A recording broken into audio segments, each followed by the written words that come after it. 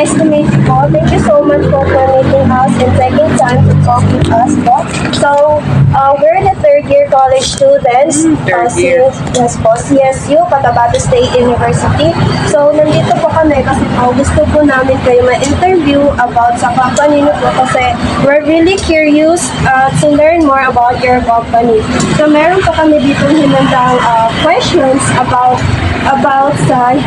your experience as an HR manager po. So first po is, what is the name of your company or business organization? Actually, ang pangalan ng namin is, yung sa business type, JNT talaga yung nakalagay. Pero ang name ng company namin, PH Global Incorporation. Next po is, how long has your company been operating po? Dito sa Cotabato City, actually matagal na si company, pero dito sa city, nag-start sila ng 2018. 2018 sila dito sa Cotabato. Pero sa hindi ko lang masyado pero in city, yun lang, 2018 sila nag-start. 2018 po ba kayo nag-start? Hindi, ako 2020. 4 years na ako sa company. 4 years na akong HR sa company. Okay. So, third question po, how many years, ano po yung lecture business niyo? Kumbaga po, what kind of business or industry the company operates in? Kung kami, delivery hub. Delivery hub.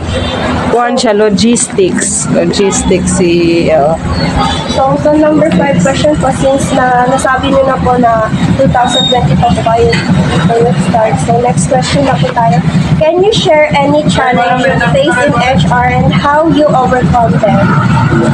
Actually, hindi talaga mahirap si HR kasi ang hawak mo is employee.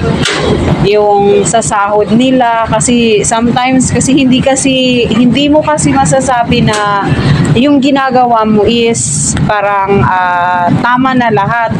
So, syempre, chine-check pa yan, may mag-check pa yan nung ginagawa namin. Then, after that, syempre, paano mo ma-overcome? Tanggapin mo lahat yung mistakes na kung ano yung sinabi ng head mo. Bale, next time, alam mo na kung ano yung next na gagawin mo at mas matututo ka pa. Hindi ka pwedeng, sa trabaho kasi, hindi pwede na porket yun yung tawag nito, yun yung position mo, kailangan hindi ka tatanggap ng mali. Hindi. Kailangan tanggapin mo kung saan yung mali mo kasi from that, mas lalo kang matututo. Yes. So next po, how do you manage employee performance reviews? Actually, sa performance naman ng staff, na-manage namin siya kasi yun na nga, kasi kasi hindi kami yung tipo na porket yun na nga, nasa position or head ka is lagi kang, kasi meron siya minsan iba, pagagalitan mo si staff pag may kasalanan. Kami hindi ganon, hindi rin namin pinapahiya si staff. Kunwari may kasalanan si staff sa amin, kakausapin muna namin yan ng one-on-one. Binibigyan namin sila ng verbal. Kasi kung gagawin niya ulit, saka namin siya bigyan ng pero kasi wala naman. So far, ang staff naman namin, pag pinagsasabihan, from the next time na syempre, matanda na rin, siguro naiisip nila kung ano na yung tama at mali. Ang tao kasi talaga, hindi perfect. Hindi perfect ang tao. Minsan nadadapa tayo. Pero from that naman, pag nakakausap mo sila, kasi minsan, syempre, ang karamihan talaga sa nagtatrabaho is yung may mga asawa, di ba? So, syempre, pag may mali,